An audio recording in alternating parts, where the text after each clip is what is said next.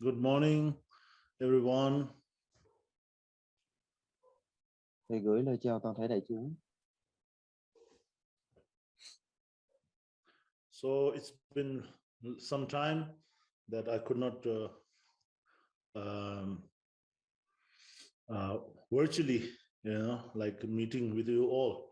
So today I'm here, and also today is very auspicious. Đã khá lâu rồi chúng Guru ta Rinpoche chưa Day. gặp lại nhau. So Tức là thầy for khá that lâu rồi purpose, thầy chưa gặp lại chúng ta ở cái nền tảng trực tuyến very này. auspicious Thì hôm nay cũng trùng hợp day là and ngày thánh vía của Đức Liên Hoa how Sinh to Guru say Rinpoche. we to Cho nên là practice đây all một cái together thời is gian rất very là cát auspicious, tường để chúng ta có thể gặp lại and it's nhau going to be và very cùng nhau tu trì. auspicious also.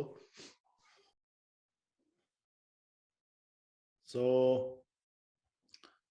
I hope that you all are well and also doing Hy vọng Dharma chúng ta vẫn practice, khỏe Dharma và vẫn tiến practices. tu trong công phu tu hành của mình. So then I think many of you already know that this 1 month ago I have been traveling to, actually it's a pilgrimage to visit all the important holy mountains and caves of Bhutan that is blessed by Guru Tất Rinpoche. cả chúng ta đều biết rằng là cách đây 1 tháng thầy đã thực hiện chuyến hành hương đến các thánh địa rất là quan trọng của Bhutan. Đó là những thánh địa có liên quan đến Đức Liên Hoa Sinh Guru Rinpoche và Đức Bà Gishi Sogan. Đó cũng chính là nơi mà các bậc khai mật tạng đã đến và khai mở các pháp tạng cho các thế hệ hiện tại. Và nếu như mà thầy đi hết thì đôi khi là nó phải mất cả hàng tháng trời. Tuy nhiên là thầy đã chọn những cái nơi được gọi là thánh linh nhất để đến. So the importance of visiting to holy places, the importance of the pilgrimage is actually have mentioned by many great masters. For example, like Zapata Rinpoche. Thì tầm quan trọng của việc hành hương đến các thánh địa đã được rất nhiều bậc thánh sư, chẳng hạn như là Zapata Rinpoche nhắc nhở và nhấn mạnh đến, đó là công đức cũng như là sự tịnh hóa. Những bậc thánh sư như thế đã nói rằng là nếu chúng ta hành hương đến các thánh địa thì chúng ta có thể có công đức như thế nào, tịnh hóa được nghiệp chướng như thế nào. Nhưng mà quan trọng hơn hết vẫn là kết nối đến với dòng ân phước gia trị không gián đoạn của chư Phật và chư Bồ Tát. So there are many that how to say the teachings, how to connect and how to practice in holy places. But most important, whenever we visit holy place, first is holy. Rất là nhiều những giáo lý đã chỉ rõ là chúng ta cần làm gì, chúng ta cần làm thế nào để có thể kết nối được với ân phước tại những cái thánh địa như thế. Tuy nhiên là đầu tiên vẫn là những cái hang động mà có liên hệ đến với lại chư Phật trong quá khứ. Và không chỉ như vậy, những nơi có tôn tượng của chư Phật và những nơi có bảo tháp thờ chư Phật, đó đều là những nơi rất là thánh, chúng ta còn phải đi đến đầu tiên. Thì tại những nơi đó chúng ta rất nên thực hiện các cái pháp cúng dường, đặc biệt là cúng dường Mandala.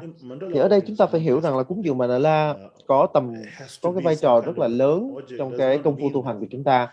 Do đó mà mỗi trước khi chúng ta bắt đầu một cái thời tu vào buổi sáng, chúng ta rất cần thiết phải thực hiện cúng dường Mandala, giống như là một cái bước để mở đầu cái thời công phu sáng của mình.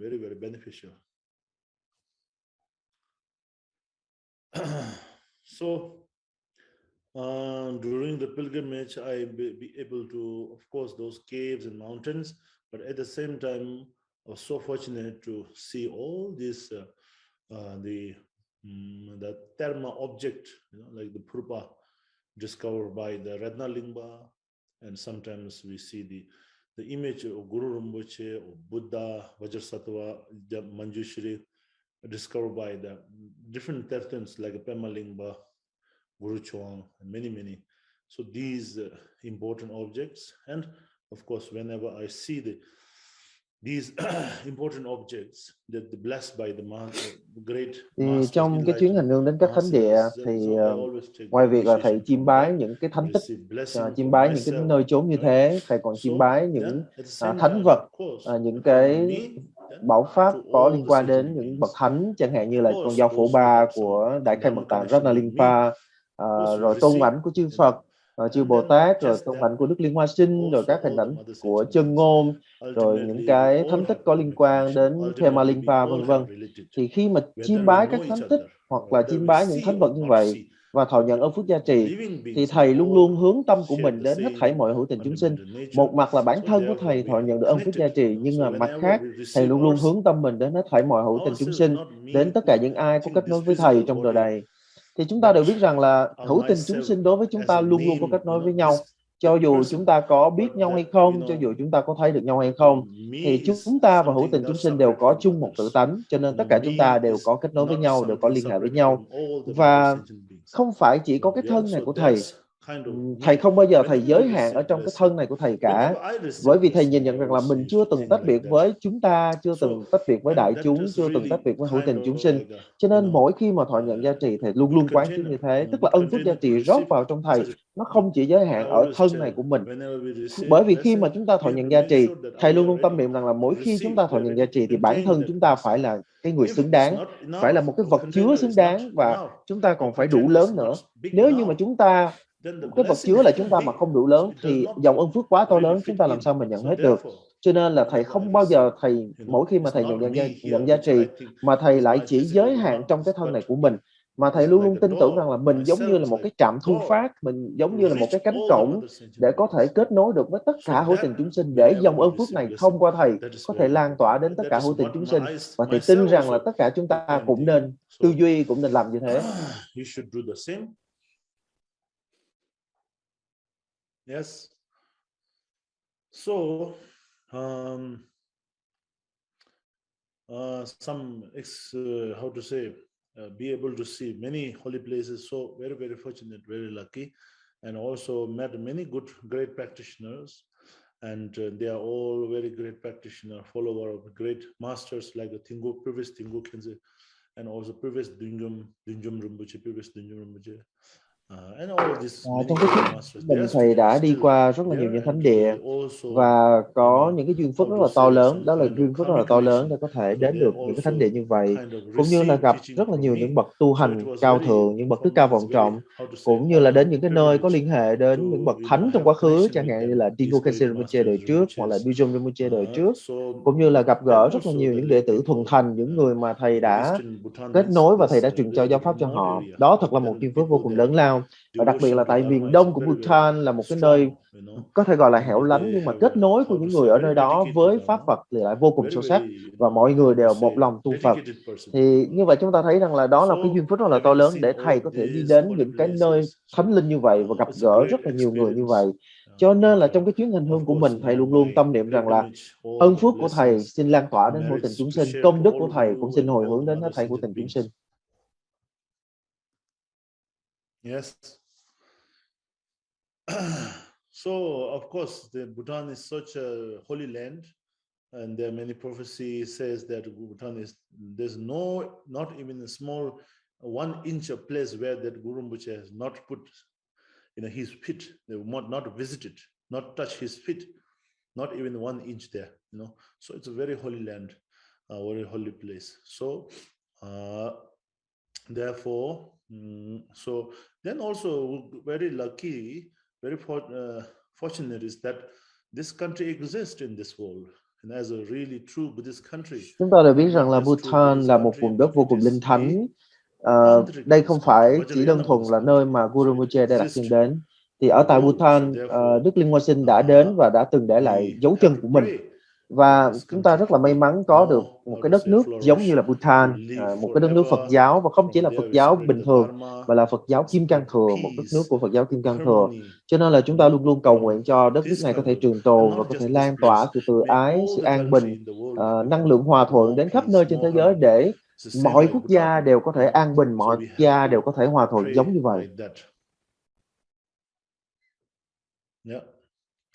So today is Guru Rinpoche day, Sepachu, the 10th lunar day. So Guru Rinpoche is, and also it is, of course, actually Guru Rinpoche represent all the Guru, right? So when we think of Guru Rinpoche, what does Guru Rinpoche do? First impression of Guru Rinpoche is the Guru. The principle of the Guru bought by Guru Rinpoche. Hôm nay là ngày Cát Tường, là ngày thánh vía của Đức Liên Hoa Sinh, Guru Rinpoche. Và khi chúng ta nhắc đến Guru Rinpoche thì chúng ta nhận biết rằng đấy chính là hiện thân của tất cả mọi bậc thầy, tất cả mọi bậc đạo sư. Ấn tượng đầu tiên của chúng ta về Đức Liên Hoa Sinh đó chính là đạo sư.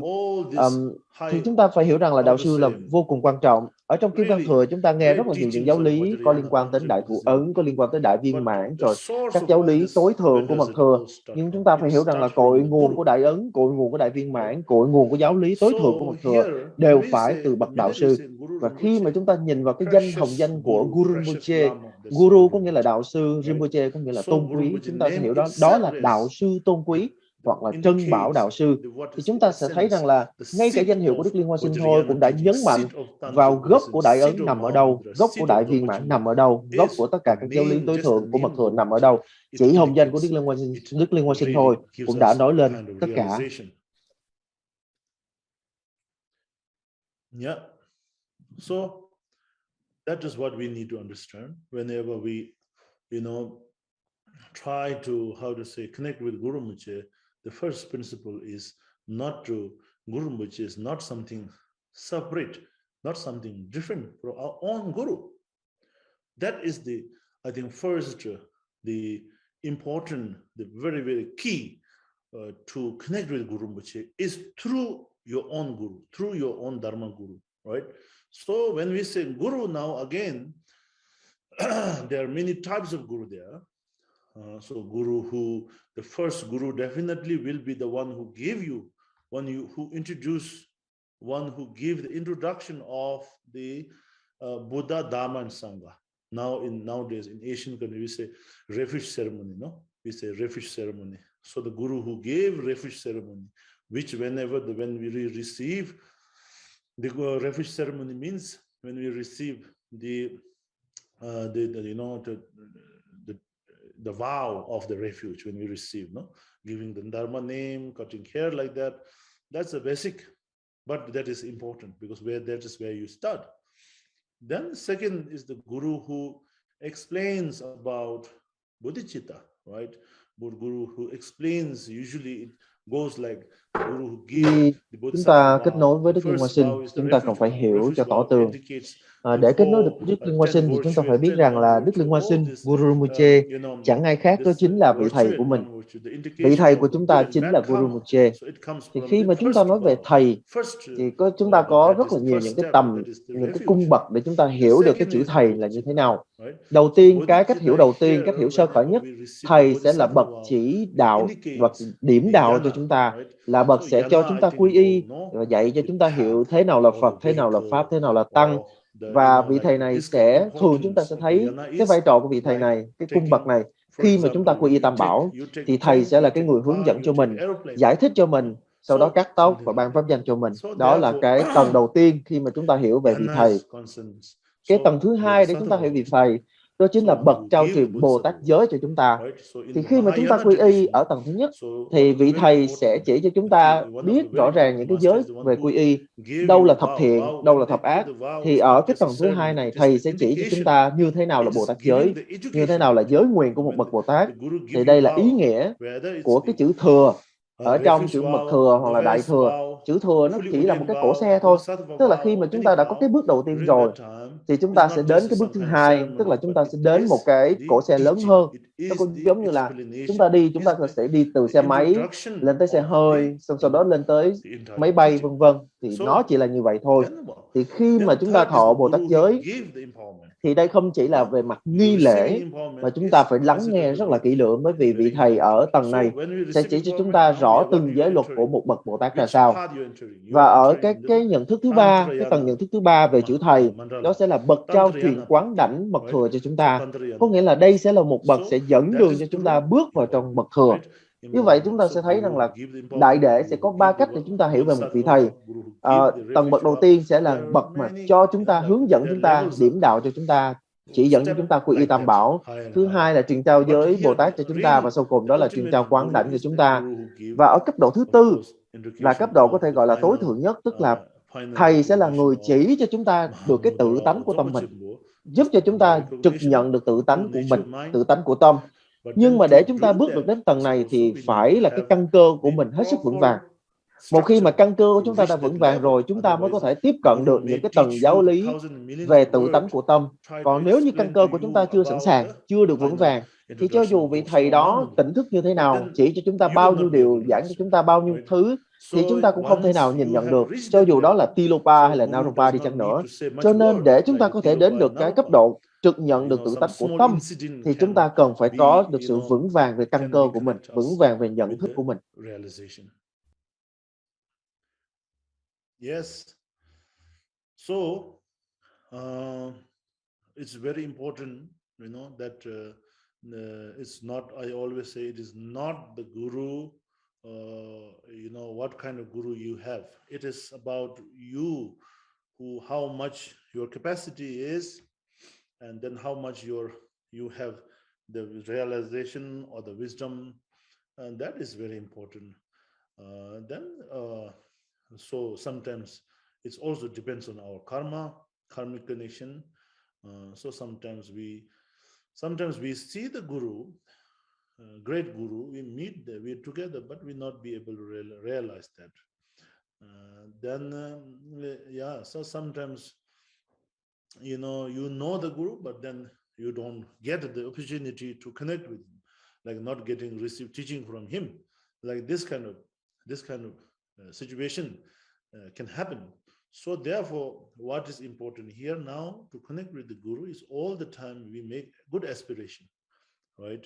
And then doing a lot of Vajrasattva mantra to purify. If sometimes when we don't Thì meet good sở guru, dĩ thầy chia sẻ với chúng ta that also những cái khái niệm sign về of đạo sư previous không phải life. là để cho tâm của chúng ta phân biệt rằng là Previous thầy này life, thấp thầy kia we have cao, broken the mà là cho samaya chúng vow. ta tự mình So phải the hồi quan phản result chiếu, phải of tự the mình thấy được cái căn cơ của breaking the mình như thế nào. vows, Bởi vì ứng hợp samaya với căn cơ vows đó in mà our vị thầy previous sẽ life, hiện ra this life, phù hợp. even if we meet Và guru, ngoài we ra don't cái việc này get còn phụ thuộc vào received chính cái teaching. nghiệp của mình nữa. Even Bởi vì đôi khi you chúng ta meet đối the diện guru, với một you bậc could thượng not sư, tức là một recognize bậc him, đạo sư vô cùng cao and this sort thượng, of vô cùng things tỉnh is thức, happening. nhưng mà chúng This sort ta of thì lại things như that mù, is chẳng thể very, nào very thấy được, chẳng thể nào hạnh unfortunate, ngộ được và chẳng thể nào có thể thọ happen. nhận được bất cứ So một giáo lý therefore, gì it is từ một very bậc thượng sư cho important vậy. for us to Cho nên là chúng ta cần phải really, phát cái thiện nguyện để có thể how to hạnh say, ngộ những at bậc all được gọi là time chân sư, try những to bậc be, đạo sư cao thượng như vậy trong mọi cuộc đời của always mình. very positive, Và còn một right? phần nữa, đôi Very khi chúng ta open-minded, không thể nào gặp được vị positive. thầy là bởi do At the đời same trước của chúng ta time, đã phạm giới, và purification is bởi very do chúng ta important. đã phá vỡ So rất nhiều giới nguyện, cho nên đời này whatever chúng ta it bị che is chướng. very Thậm chí vị important, thầy đó có đứng trước mặt chúng ta cũng không bao giờ thấy starting được. from the Do refuge, đó là chúng ta nhất then thiết cần starting phải from rộng mở tâm trí của mình, purification, tu trì tịnh hóa và tích accumulation, lũy các công đức. the proper Chúng ta luôn luôn cần phải foundation bắt đầu is bằng quy very, very y, rồi tịnh hóa, needed tích lũy. to be 4 nền able to tảng này là really vô cùng quan trọng. success in this.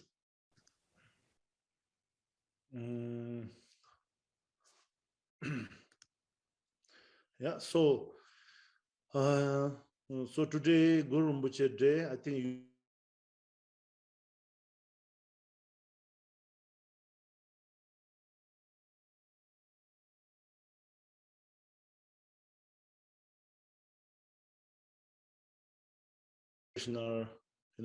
felt like that Guru Rinpoche is together with him or her. Sometimes we kind of have how to say visions of something like that. But of course, it is very important for us to not to have that kind of expectation. When we kind of any practice, any meditation, if we have some kind of expectation to see something, expectation to have some kind of feeling, so then that creates, that lead us to the it's very wrong way. So it is very important not to have, not to have.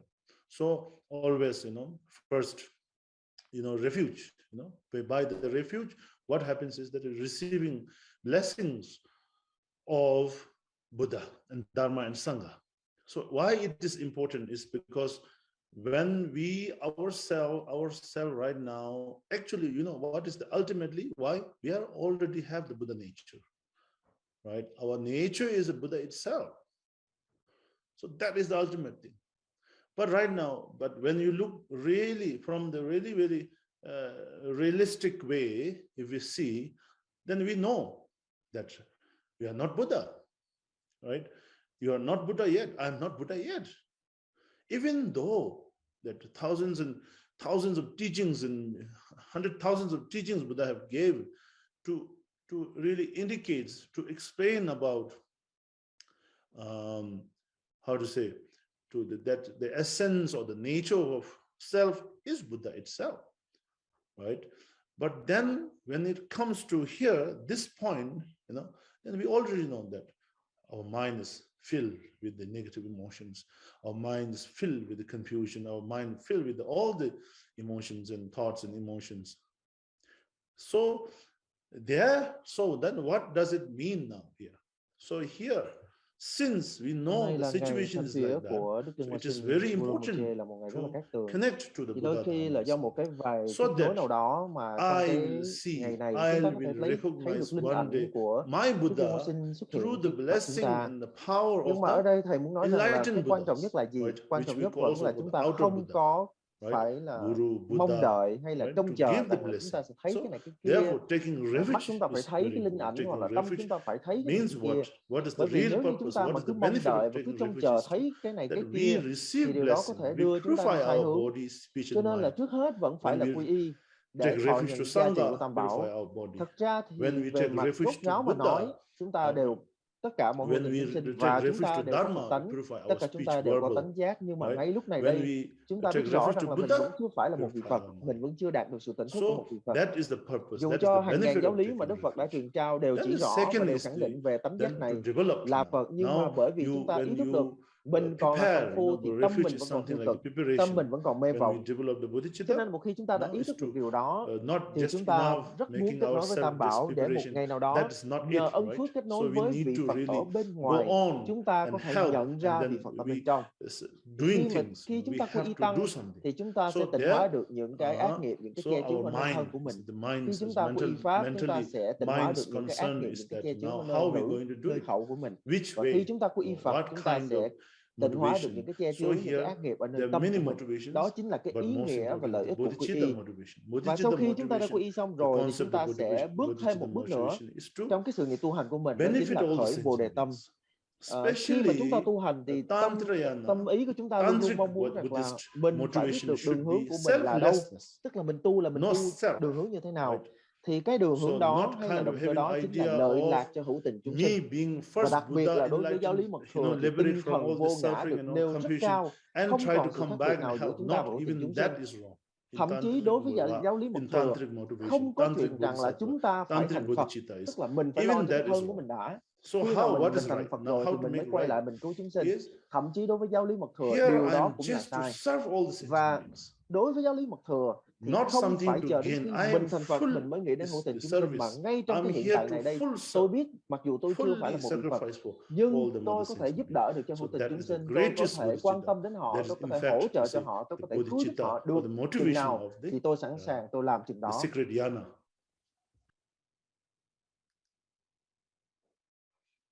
Yeah. Then whenever we do the actual practice, actual practice, our mind should be very calm. Our mind should be now there are many methods. Some meditations is like the focusing in the breath, focusing in some kind of object, but trying to focus, like that. But here in the Tantrayana, the two-stage practice is there. Two-stage practice always something to do with the visualization. So for example, today in Guru Rinpoche, practice Guru Rinpoche, so visualize or focus on mind, focus on the Guru Rinpoche image in front of you. Và khi mà chúng ta tiến vào pháp hành chính yếu thì tâm của chúng ta cần phải được an định.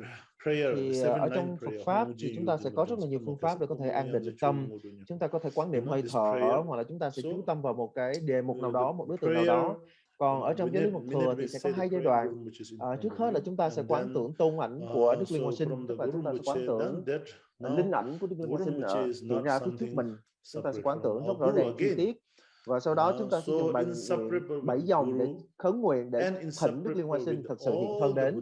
Và khi mà chúng ta quán tưởng Đức Liên Hoa Sinh ở phía trước mình, chúng ta phải ý thức rất rõ Guru Rinpoche chính là bổn sư của mình, chính là bậc thầy của mình, chính là đạo sư của mình. Và Guru Rinpoche cũng chính là hiện thân tổng nhất toàn thể chư Phật trong ba thời. Và lúc bây giờ chúng ta sẽ quán tưởng từ tim của Guru Rinpoche sẽ phóng ánh hào quang vô cùng rực rỡ, chiếu sáng đến khắp 10 phương thế giới. Mỗi tia sáng sẽ chạm đến cho mỗi hữu tình chúng sinh và kể cả bản thân chúng ta nữa. Và những tia sáng này sẽ giúp tịnh hóa tất cả nghiệp chướng và mê vọng cho hữu tình chúng sinh và chúng ta. Lúc bây giờ tất cả chúng ta và hữu tình chúng sinh đều hiện thân thành Guru Rinpoche, hiện thân thành Liên Hoa Sinh. Và sau đó chúng ta sẽ đến phần gọi là trì niệm chân ngôn Kim Cang Đạo Sư. Thì lúc bấy giờ tất cả mọi âm thanh mà chúng ta nghe được, cho dù đó là gì, đều là âm thanh của chân ngôn, đều là tiếng vọng của chân ngôn, đều là tiếng vọng của minh chú. Tất cả mọi sắc tướng mà chúng ta thấy được đều là Guru Rinpoche, và tất cả mọi niệm tưởng hiện ra trong tâm tưởng của chúng ta đều là từ bi, đều là lòng sùng kính sâu xa. Thì chúng ta sẽ an trụ ở nơi đó và rồi chúng ta sẽ trì niệm chân ngôn của Đức Liên Hoa Sinh. One of the words that in my previous life he gave his teaching to some Guru Yoga practice gave to his consort. So in this long prayer, at the end of the prayer, very important, he says that thì ở đây thầy chia sẻ với chúng ta một cái giáo lý mà đời trước của thầy, tức là Choeze Kuchen Rinpoche đời trước đã từng chỉ dạy cho vị phối ngẫu của mình. Khi mà trì tụng rất là nhiều và đến cái đoạn sau cùng rồi thì Choeze Kuchen Rinpoche đời trước có nói một câu như sau: tất cả mọi sắc tướng đều làm núi màu đồng huy hoàng, và tự tâm của bà chính là Guru Rinpoche. Cho dù bà nhìn thấy bất cứ một điều gì, đó chính là núi huy hoàng màu đồng đỏ. Cho dù trong tâm của bà có bất cứ một điều gì, đó chính là Guru Rinpoche. Đây là điều mà bà hãy nhớ kỹ và đừng bao giờ quên sót. Thì cái giáo lý đó là một cái giáo lý có thể gọi là rất là cao cấp. Đây là một cách thức có thể gọi là cao nhất để chúng ta có thể thực sự kết nối với Đức Liên Hoa Sinh. Đây là cái cách thức cao nhất để chúng ta có thể thực sự trì niệm chân ngôn của Liên Hoa Sinh.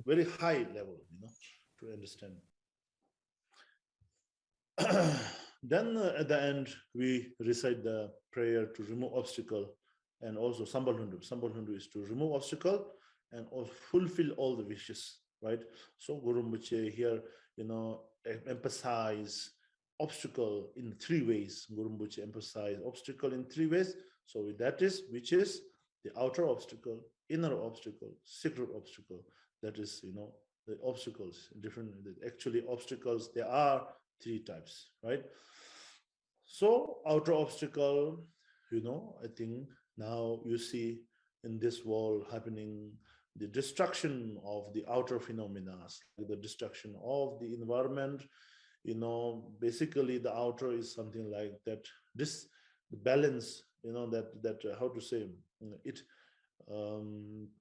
When the energy, the outer energy become not balanced, so that creates, what does it create? It creates like earthquake and tsunami and all that. That is also one thing. Another thing is, due to outer balance is not, not stable, so that creates something, the bad energy to the inner one also, right? Then that creates sickness, that creates disease, like this kind of pandemic. So this obstacle, then that affects to not just. Và sau đó khi chúng ta đọc đến các bài nguyện để tiêu trừ các chướng ngại, chẳng hạn như là bài Sampalunruk, thì chúng ta sẽ thấy rằng Đức Liên Hoa Sinh Đức Liên Hoa Sinh tiêu trừ chướng ngại theo ba cách, tức là tiêu trừ chướng ngại bên ngoài, chướng ngại bên trong và chướng ngại bí mật. Thì chướng ngại bên ngoài hay là ngoại chướng thì chúng ta thấy rất là rõ sự hủy hoại của môi trường xung quanh chúng ta, sự mất cân bằng của các năng lượng xung quanh chúng ta tạo nên rất là nhiều sự thống khổ, và sự cân bằng này còn tạo thêm cái năng lượng xấu nữa. Tức là năng lượng xấu tạo ra sự mất cân bằng, sự mất cân bằng lại tạo thêm cái năng lượng xấu, và từ cái năng lượng xấu này lại chiêu cảm biết bao nhiêu dịch bệnh và họa hại, chẳng hạn như là dịch bệnh Covid-19 mà chúng ta đang phải đối diện. Và thêm vào đó, chúng ta phải hiểu cái sự kết nối giữa chúng ta và môi trường bên ngoài. Cơ thể này của chúng ta sẽ là cái nơi gánh chịu tất cả những cái xung đột, tất cả những cái năng lượng xấu, tất cả những cái thống khổ đó. Ở trong mật thừa chỉ ra, các giáo lý mật thừa chỉ ra rất là rõ, xương thịt này của chúng ta tương ứng với lại nguyên tố đất. 70% cơ thể của chúng ta là nước, đây chính là nguyên tố nước. Hơi thở chúng ta đi vào đi ra, đó chính là nguyên tố gió. Rồi hệ tiêu hóa của chúng ta làm việc tạo ra cái nhiệt độ cơ thể của mình, đó chính là nguyên tố lửa. Và Bên trong cơ thể của chúng ta có cả nguyên tố không gian. Như vậy thì 5 nguyên tố bên ngoài, đất, nước, lửa, gió, không gian, và 5 nguyên tố bên trong cơ thể của chúng ta, đất, nước, lửa, gió, không gian, đều có kết nối vô cùng chặt chẽ với nhau. Cho nên chỉ cần mà bên ngoài có vấn đề thì bên trong chúng ta sẽ là người lãnh đủ. Chúng ta phải hiểu hết sức rõ về điều này.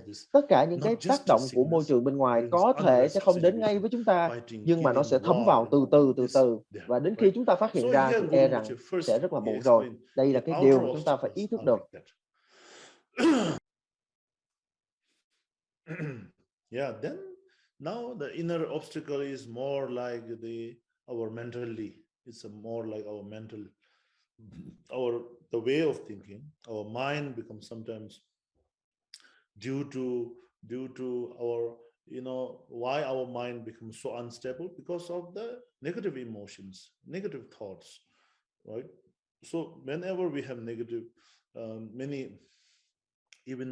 heard many doctors, scientists say, when we get angry, when we become temper, when our temper become higher, so our life span becomes shorter. How many percentage, it goes down? That the more you are anger, more you are short temper, more you are, how to say, right? Anger and temper, I think. So that the more that you, và sau đó là đến chướng ngại ở bên trong. Chướng ngại bên trong chính là chúng ta gọi là nội chướng. Thì đây chính là cái tâm trí của chúng ta. Chúng sẽ là những cái tư duy, những cái niệm tưởng ở bên trong tâm của mình.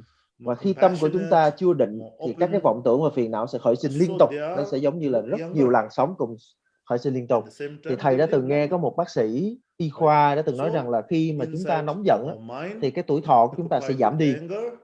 Khẳng định là mình mà càng nóng giận nhiều bao nhiêu thì cái tuổi thọ của mình sẽ càng giảm chừng đó. Và điều này nó sẽ biểu hiện qua cái việc là mình sẽ già đi nhanh hơn so với tuổi thật của mình.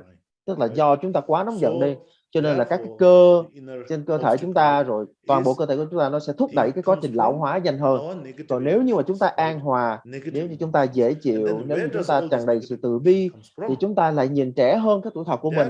Và ngoài ra chúng ta còn sống lâu hơn nữa. Cho nên chúng ta phải thấy rằng là tham, sân, si, mạn, đố, tất cả những điều này nó chỉ đem lại cái sự bất ổn cho thân và tâm của chúng ta mà thôi.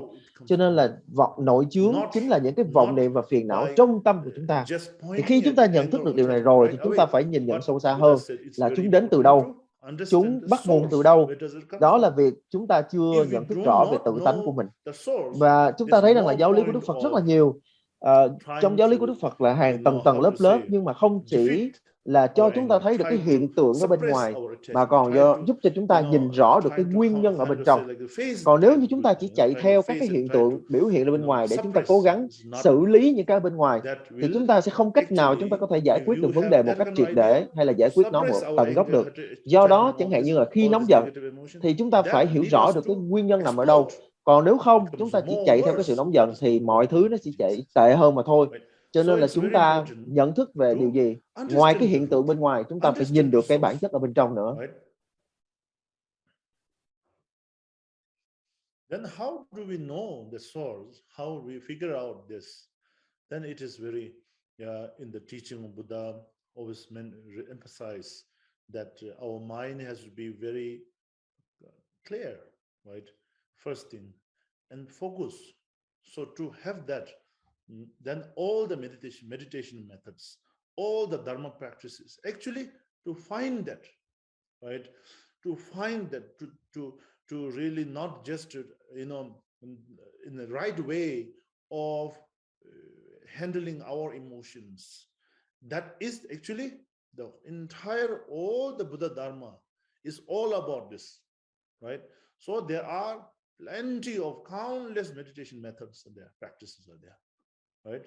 So to do that, so we need to practice Dharma. The purpose of practicing Dharma is to none other than handling our own emotions, handling our own mind. Như vậy thì làm sao mà chúng ta biết được cách giải vấn đề nằm ở đâu? Thì giáo lý của Đức Phật đã chỉ ra rằng là tâm của chúng ta vốn sáng tỏ và tĩnh lặng. Cho nên là tất cả mọi giáo lý đều luôn chỉ ra cho chúng ta cần phải an định các phiền não để chúng ta có thể thực sự thấy được tự tâm của mình như thế nào. Và từ đó mà chúng ta có rất là nhiều những cái phương pháp được gọi là phương pháp tu trì thiền định hoặc là phương pháp tu thiền. Thì mục tiêu của tu thiền là làm chủ được tâm mình, và mục tiêu của tu Phật cũng là làm chủ được tâm mình. Thì ở đây chúng ta nhớ trong tất cả những cái bài kệ về giáo lý của chư Phật thì sẽ có luôn luôn chúng ta đọc được ở đâu đó: không làm các việc ác, vâng làm mọi sự lành, lắng lặng tự tâm mình. Đây là chư Phật dạy. Chúng ta thấy đầu tiên là không làm các việc ác, thì nghĩa là chúng ta sẽ tránh xa mọi việc ác. Thứ hai, vâng làm mọi sự lành, chúng ta sẽ cố gắng nỗ lực dấn thân trong các thiện hành của mình. Và thứ ba là lắng lặng tự tâm mình. Đây chính là an định tự tâm mình.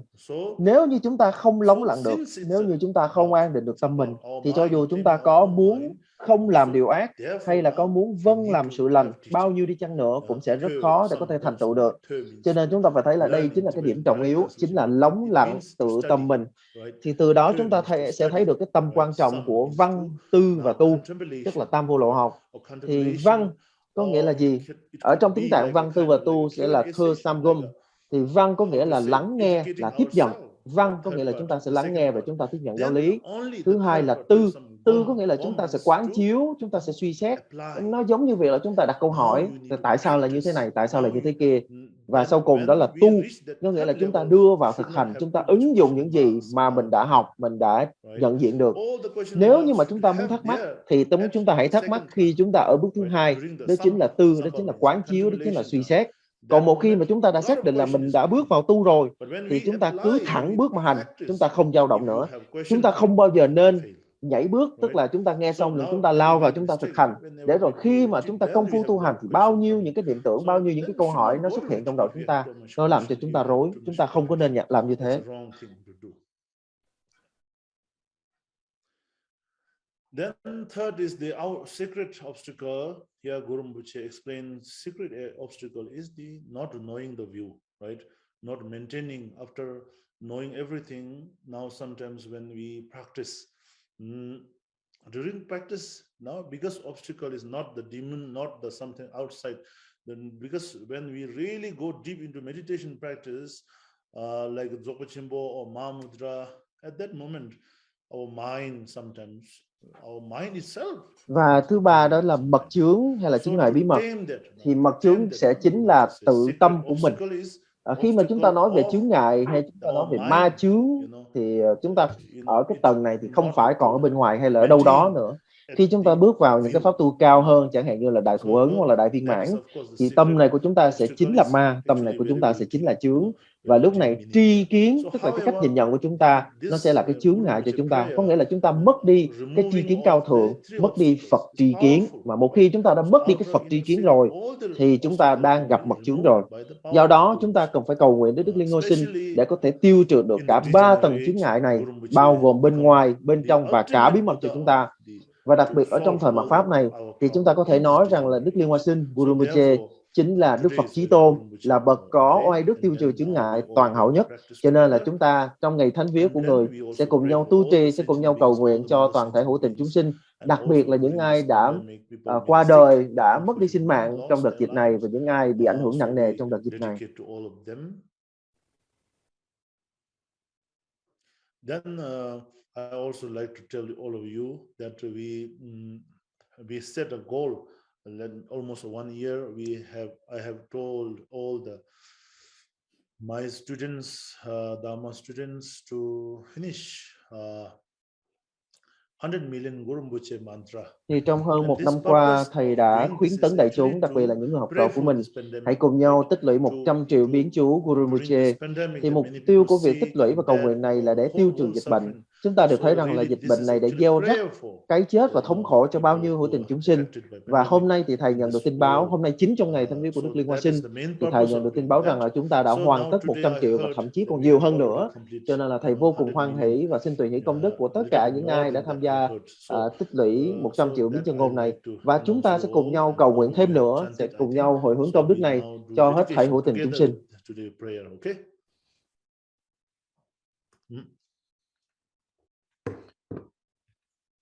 Okay, so we'll now start the Guru Rinpoche prayer. I think you all have the text there. Bây giờ chúng ta sẽ bắt đầu buổi cộng tu. Thì nghĩ là tất cả chúng ta đều đã có bản kinh rồi đúng không ạ?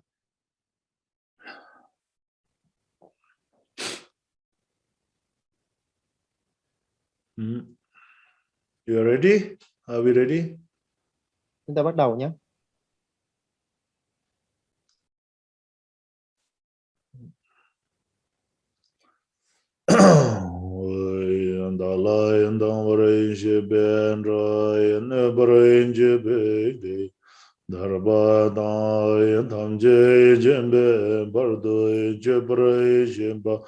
Time jejen zoi shebe Maya nam ka dai nyambe semjen tamje Dewan dai den dung ha dai do Nyerde lana me ba yang dang bar zobe shanju rinpoche no bari yo Dala dang ware je ben dai ne bari je bengi Tarbaya dang dam je jembe bardo je bra je ba Time je zoi shebe Maya nam ka dai nyambe semje tamje dewa dai den dung ha dang pa nyo doi la nai me ba yang dang ba zobe shang chu rinpo che to parai jo. I vow to attain the most perfect and precious Buddhahood quickly, so that all sentient beings boundless as the sky, and especially those who hate me, those who harm me, and those who create obstacles on my path, may attain liberation and all-knowingness, may experience happiness, may be separated from suffering, and may attain Buddhahood.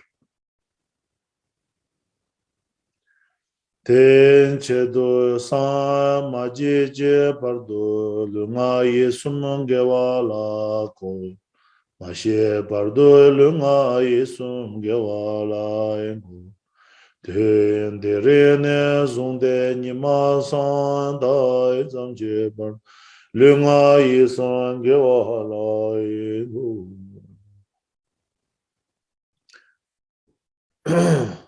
Thus, until I achieve enlightenment, I perform virtues, deeds with body, speech, and mind. Until death, I perform virtues, deeds with body, speech, and mind. From now until tomorrow, I perform virtues, deeds with body, speech, and mind. Sanje chodan choje chona amla shangju bardo dane chapsuje.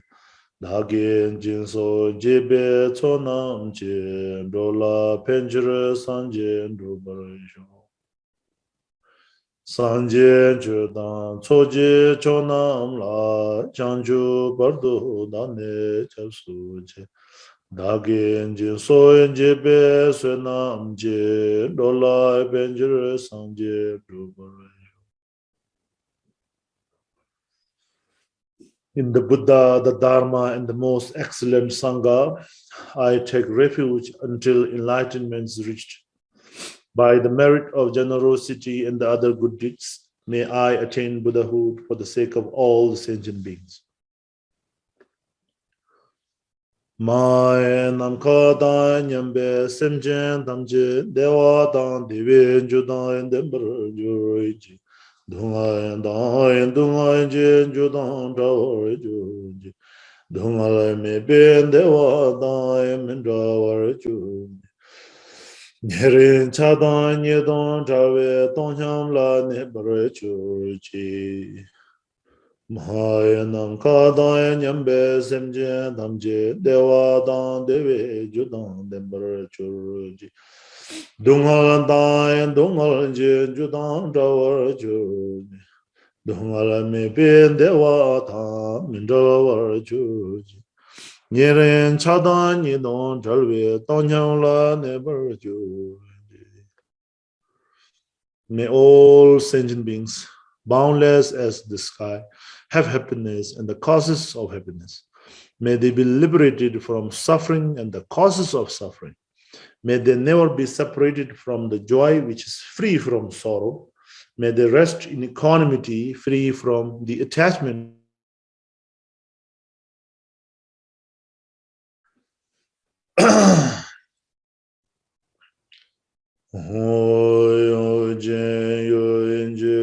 nơi giai gió bề mọi người sở đông bồi là hiện diện cho cái ngôi đôi nhẹ em bề mọi chỗ nề rồi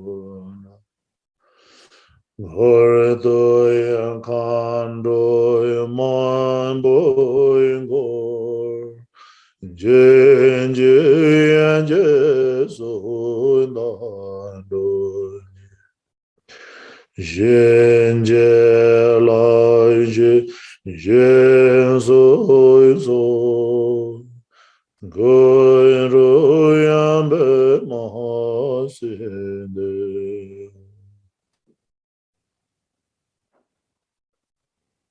ôi ôi trên ôi trên hơi gió gió bé mọi người rồi đông buồn hiện diện rồi cái hơi đôi nhẹ bé mọi chỗ để rồi đó ngồi đôi con đôi mong bối bối trên trên rồi đôi đôi trên trên lối trên trên rồi rồi người rồi em bé mọi sự đều ôi ôi chê người rồi rồi bé mọi người rồi đông bồi hiện diện cho kia người đôi nhẹ bé mọi chỗ nề rồi đó người đôi con đôi mọi bối bối trên trên Giêsu đó đôi trên trên lại trên rồi rồi người rồi em bé mọi sự đều